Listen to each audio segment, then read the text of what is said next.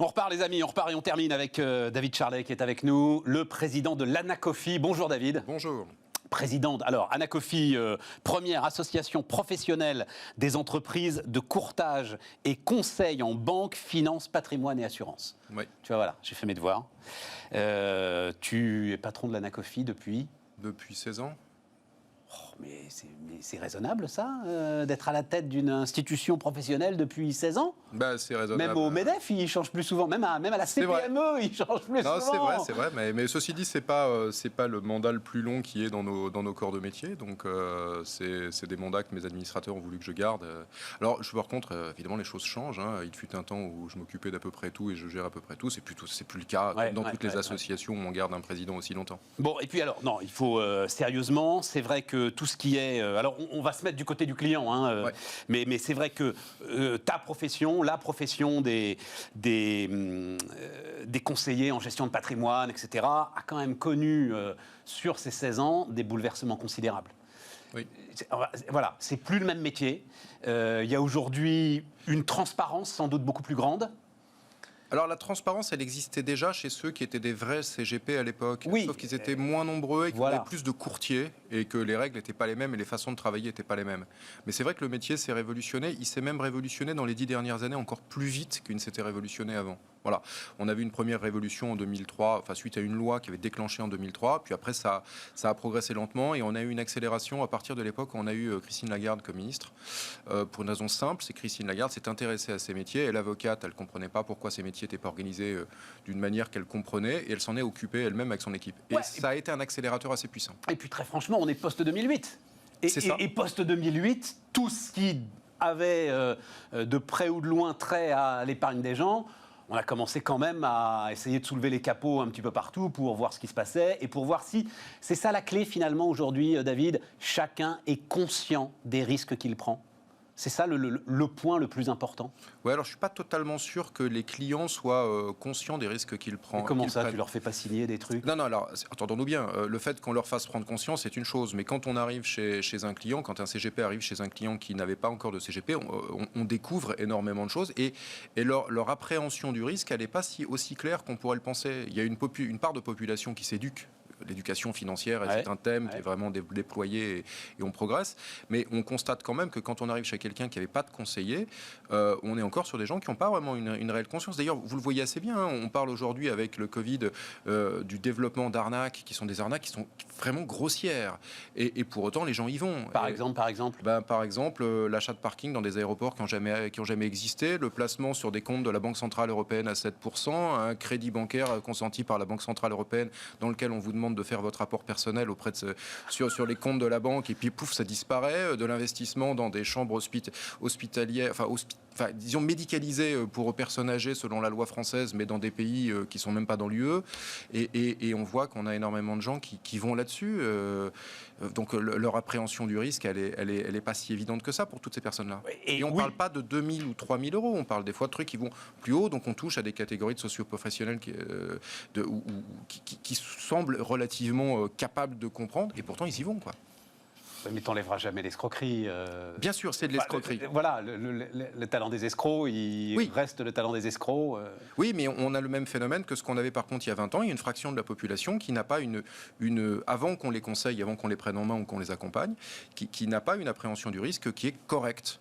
Voilà. Et une appréhension des rendements, est-ce que c'est pas aussi un effet des taux négatifs, Si, bien sûr. de l'écrasement des rendements? Oui, non, mais bien sûr, c'est la recherche de rendement où ils vont essayer de trouver des rendements quand on leur dit sur le livret A, t'as pas beaucoup, sur l'assurance vie, c'est pas terrible, sinon il faut aller prendre du risque sur des fonds. Mais quand ils regardent les rendements des fonds, ils trouvent que c'est bien, mais tant qu'à faire, on va faire un truc qui est un peu plus sexy et où on annonce des rendements garantis qui en fait ne seront jamais là. Et évidemment, ça les amène ça. Oui, bien sûr. Tu peux te dire, David, là, aujourd'hui, tu peux dire, alors je vais me lancer. Rendement garanti sans perte de capital au-dessus de 3%, c'est forcément, il y a un problème quelque part. Il y a une prime de risque, il faut la comprendre. Si tu la comprends pas, il faut pas y aller. Et voilà, surtout, il y a une deuxième dimension. Mais ça veut dire que le capital peut pas être garanti à ce moment-là? Non, ça veut dire que s'il est garanti, c'est que tu as au moins donné une autre variable, c'est le temps. Voilà. Si tu n'as pas donné de variable temps, c'est impossible. Si tu as donné une variable temps, on est encore sur des taux 3, 4, 5, 10 ans. Ouais, voilà. C'est ça. Enfin, c'est pas 3, 4, 5. C'est en général plus long que ça. Ouais, c'est intéressant. Mais oui, bien sûr. Et voilà. Et après, on va partager les gains complémentaires. Là, ça devient possible. Mais c'est de la gestion financière standard. Il n'y a pas photo quand tu as les taux tels qu'ils sont. Alors, on parle de remontée de l'inflation. On verra bien. Parce qu'en général, ça peut entraîner une remontée de ce que tu gagnes. Mais sauf que ton argent s'érode de l'autre côté. Donc, juste un dernier point là-dessus, quand même, sur Ok, tu dis, il y en a encore qui se laissent prendre. J'aime beaucoup les places de parking dans des aéroports qui n'existent pas. Je dois dire, le gars est fort. Le gars est fort. Parce qu'il a dû envoyer des photos, des trucs, des machins, des plans, je sais pas. Enfin, oui, la documentation est complète. Ouais, voilà. Il n'y a pas de doute. On a vu des contrats qui sont magnifiques. Mais sauf que maintenant, la grande différence, c'est que quand ils sont passés entre les mains d'un conseiller en gestion de patrimoine agréé, on va dire, voilà. Là, l'information au client maintenant, elle est totale, et la conscience des risques doit être totale. En tout cas, il a signé une batterie de documents assez invraisemblables. S'il ne l'a pas lu, là, pour le coup, tant pis pour lui. Alors, le problème, c'est qu'on commence à avoir le problème inverse. C'est-à-dire que sur le risque, on arrive à leur faire prendre conscience, on leur explique qu'ils sont sur une échelle de 7, ils sont à 2, 3, on leur explique ce que ça signifie. Ça va. Un de nos clients, je pense, a bien compris le niveau de risque qu'au regard de ses réponses, on comprenait qu'il était prêt à accepter. Parce que je rappelle qu'on n'a pas le droit de le quantifier direct. Il dit pas 2 sur 7, il faut qu'on pose des questions pour, avec des techniques comportementales et des questionnaires, on puisse scorer. Donc oui, vous valez 3. Bon.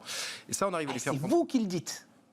C'est l'outil qu'on utilise. D'accord, je comprends. Voilà, et après on peut réavoir la discussion, mais alors du coup ça m'interdit d'accéder aux produits que je voudrais.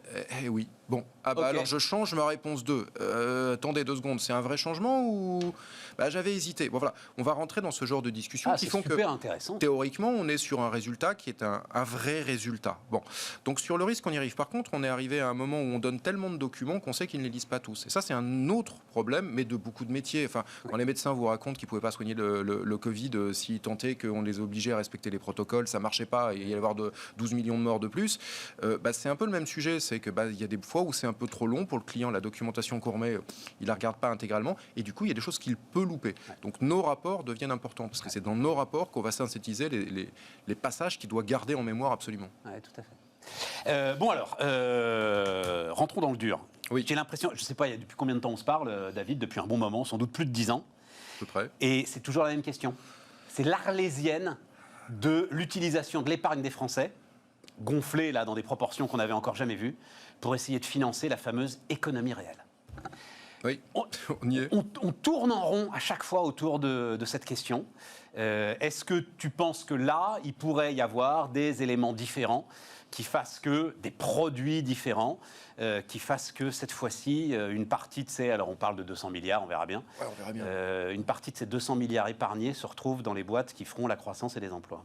Je pense que déjà, la surépargne, alors on dit 160, on arrivera peut-être à 200 au bout du bout.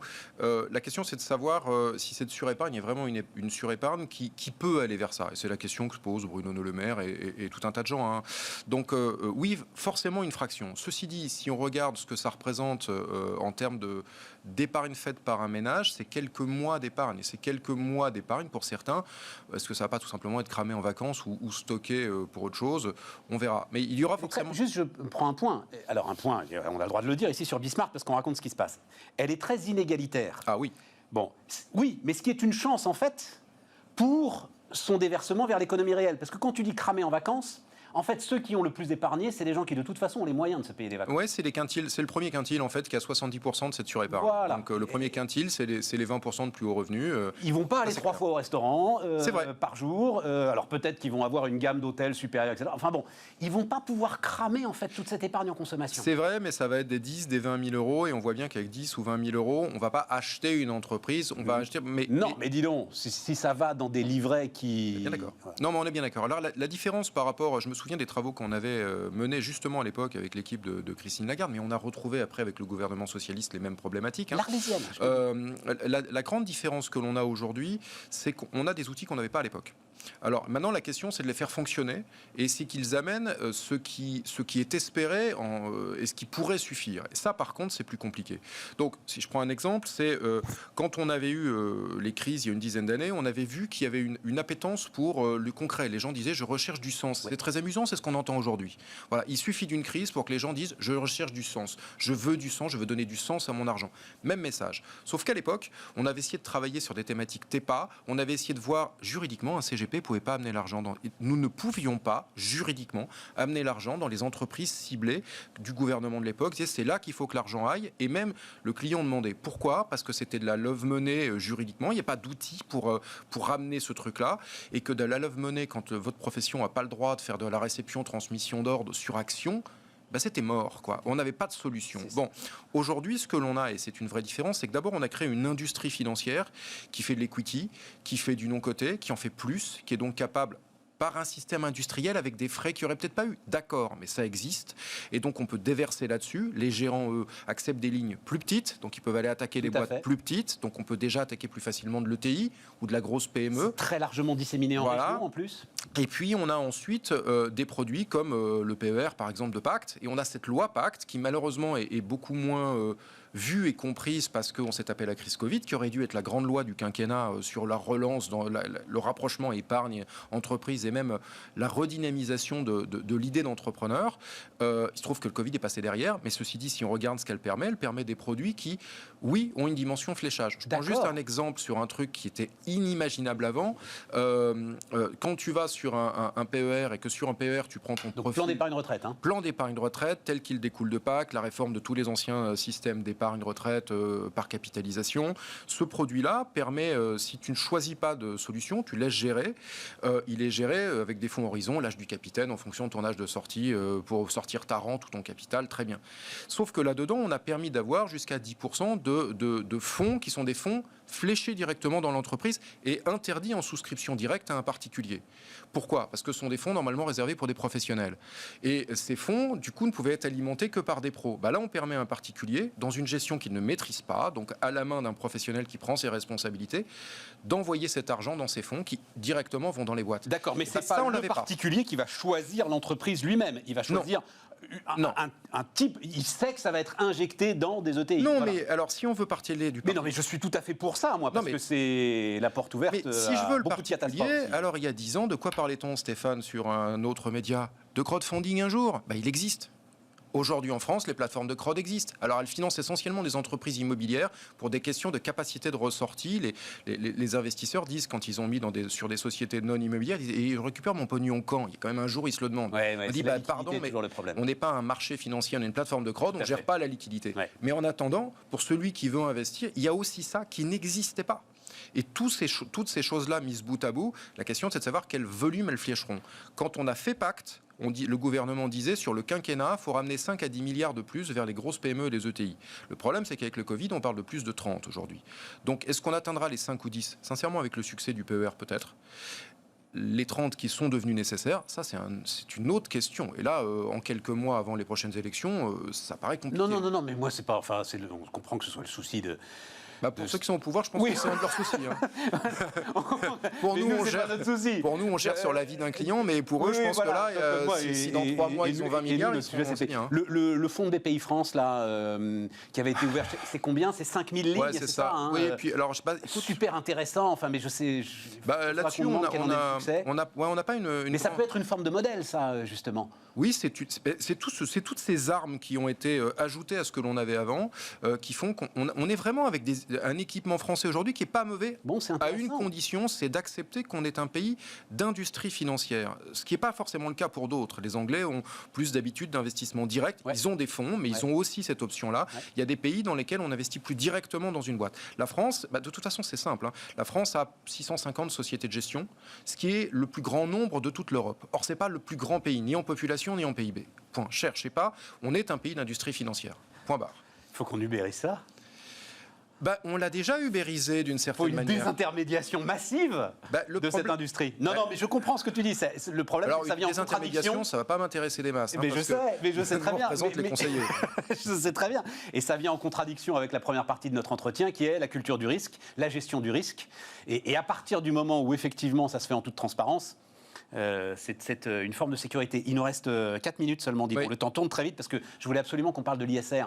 Justement, t'en disais un mot. Est-ce que, moi là, je me rends compte que les chefs d'entreprise, on rentre dans le dur de l'ISR. Et les chefs d'entreprise sont paumés. Voilà. Quels critères? Qu'est-ce qui est bien? Où sont les chiffres? Où sont les faits? Comment est-ce que je peux objectiver le truc? J'en sais rien. J'ai 6000 parties prenantes qui toutes ont des exigences parfois contradictoires. Je suis paralysé. Enfin, ils ne le sont pas, mais ils le sont. Et les épargnants alors? Les épargnants, ils se sont tout ce qui est ESG, en fait, c'est en train de sortir de l'effet de mode. Donc ça, c'est clair. L'offre est assez importante pour qu'il n'y ait plus de frein parce que c'est marqué ISR ou ESG. Donc vous avez des fonds efficaces. Le problème du label ISR, et il y a un rapport qui a été sorti par des parlementaires, 200 pages, qui critique l'ISR et qui dit qu'il faut le réformer. Donc la réforme de l'ISR, elle est en cours. Le fait d'intégrer des critères qui soient des critères plus clairs et qui ne soient pas exclusivement financiers avec de nouveaux critères, c'est en cours. Nous, on est embarqué dans la consultation là-dessus. Donc on voit, apparemment, le gouvernement est prêt à tout rouvrir, puisque le rapport qui a été remis est pour le coup très clair. Il balaye tous les points, y compris la gouvernance. Et ce que l'on peut imaginer, c'est que le label ISR est un des 2 labels ESG qui fonctionnent le mieux en Europe. Donc s'il est correctement réformé, on devrait avoir un bel outil beaucoup plus clair. Mais il y a besoin d'une réforme. De toute façon, le gouvernement l'a dit. Après, le rapport moi j'ai lu le rapport de 200 pages, il n'est pas du tout à charge. Mais par contre, quand il critique certains points, il ne dit pas il y a un doute. Il dit ça, il faut le changer. Voilà, c'est ça. Voilà. Donc, à partir du moment où le gouvernement a dit OK, on prend le rapport, on fait. On fait. Et donc, je pense que si la réforme est correctement faite, l'ISR sera plus clair pour tout le monde, tant ceux qui reçoivent que ceux qui investiront dedans et ceux qui le conseilleront aussi. Mais ce que tu constates, toi, c'est un appétit des clients aujourd'hui? Un appétit normal. Pour aller, tu retrouves cette notion de sens là. Oui, mais il y a aussi. Mais paradoxalement, on est en train d'arriver dans une normalité. C'était pas la normalité d'amener sur un fonds ESG. C'était pour des gens qui étaient en recherche de sens. Aujourd'hui, il y a des gens qui, parce qu'ils sont en recherche de sens, veulent ce type de choses. Et puis de l'autre côté, il y en a d'autres qui le veulent pas spécialement. Mais quand on leur en parle, c'est un produit comme un autre qui n'est pas rejeté, et donc on peut y aller. Et on a fait un sondage à travers l'Europe entre les différentes fédérations. On le voit bien. C'est-à-dire que quand on demande combien de clients viennent et demandent expressément 1,4%. Quand on leur parle de l'ISR, 80%, quand on leur explique le ESG et l'ISR, quand ils ont un conseiller en face d'eux, et on voit l'intérêt d'un conseiller, ça devient 80% qui sont réceptifs et prêts à investir. Voilà. Donc, sans conseil, pas de fléchage, et on n'a pas mis de fiscalité. C'est-à-dire que l'avantage, c'est OK, il faut payer nos honoraires ou nos commissions, mais il n'y a pas de fiscalité. On n'a pas mis la dimension fiscale là-dedans. Et ça, c'est un 4, 80, c'est marquant.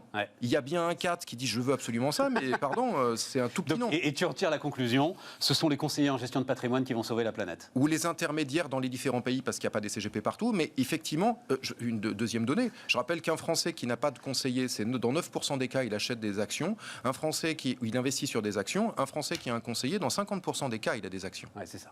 Sinon, c'est une assurance vie, quoi. Voilà. Sinon, c'est... Assurance vie, fonds en euros, basta. Qui rachète de la genre de choses. Et qui sert à rien. T'as acheté des bitcoins Non, je n'ai pas acheté de Bitcoin, mais je suis en train de rédiger une note dessus parce qu'il y a beaucoup de questions, histoire de pouvoir expliquer à nos membres comment on traite ces sujets-là. Parce que dans une fédération pro, ce genre d'actifs, ils sont légaux en France. Nous, il faut qu'on explique à nos membres ce qu'ils peuvent faire, ce qu'ils ne peuvent pas faire, ce que c'est, qu'on leur mette des études à disposition pour qu'ils se fassent la culture, parce que ça, c'est un vrai sujet. Oui, mais là, le gars, il faut qu'il soit... Alors, je ne sais pas si c'est 7 ceux qui maîtrisent le mieux le risque dans ta notation. Non, par contre, il faut être 7, là. Il faut être 7. Ah oui, voilà, c'est ça. Non, il faut être 7, mais encore faut-il que les conseillers fabriquent leur culture. C'est très récent. La demande cliente est très récente, mais elle monte. Donc, il faut que les conseillers sachent dire, même si c'est pour dire faut pas en prendre, il faut pouvoir dire pourquoi faut pas en prendre. Ouais, non, mais je suis tout à fait d'accord. Voilà. Donc, c'est un vrai... On a des vrais problèmes de culture. Quand on cite certains rapports dont vous les avez lus à certains membres, ils ne savent même pas qu'il existait.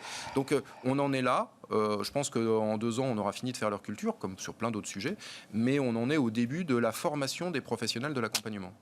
David Charlet, le président de l'Anacofi, était notre dernier invité sur Bismart. Les amis, on se retrouve demain.